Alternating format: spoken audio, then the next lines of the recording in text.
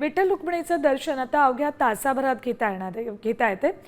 VIP दर्शन बंद केल्यामुळे दर्शन रांगेची गती वाढलेली आहे। भाविकांना जलद आणि सुलभ दर्शन व्हावं यासाठी मंदिर समितीनं VIP दर्शन बंदीबरोबरच दर्शन रांगेतली घुसखोरीही थांबवली। याचा फायदा आता दिसतोय। दर्शन रांगेतील भाविकांना अवघ्या तासाभरात देवाचं पदस्पर्श दर्शन मिळू लागले। लवकर दर्शन मिळाल्यानं वारकऱ्यांनीही VIP दर्शन बंदीचं स्वागत केलंय। दर्शन रांगेचं व्यवस्थापन असेल, दर्शन रांगेत असणारी घुसखोरी सुद्धा रोखण्यासाठी यावेळेस त्या ठिकाणी जाळी लावून त्याच्यावरती नियंत्रण मिळवलेलं आहे। जे VIP दर्शन होतं त्याच्यावर सुद्धा निर्बंध घातल्याने आता रांगेतून येणाऱ्या भाविकांना जलद आणि सुकर असं दर्शन घडतंय।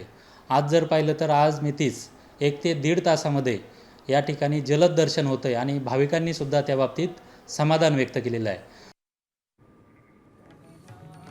अवघ्या तासाभरात या भाविकांना दर्शन घेता येते। मात्र यापूर्वी पदस्पर्श दर्शनासाठी अनेक तास रांगेत तात्काळ उभं राहावं लागायचं। त्यामागची 2 कारणं होती। एकतर VIP दर्शन आणि दुसरं कारण होतं या रांगेमध्ये अनेक जण घुसखोरी करत होते। मात्र आता या रांगेला अशा पद्धतीनं जाळ्या लावण्यात आल्या, त्यामुळे कुणालाही घुसखोरी करता येत नाहीये। म्हणूनच दर्शन रांग अगदी तासाभरावर आली। तासाभरातच विठ्ठल रखुमाईचं पदस्पर्श दर्शन भाविकांना करता येतंय। अवघ्या तासाभरात विठ्ठल दर्शन आता घेता येते। VIP दर्शन बंद केल्याचं स्वागत सगळ्यांकडून करण्यात आले।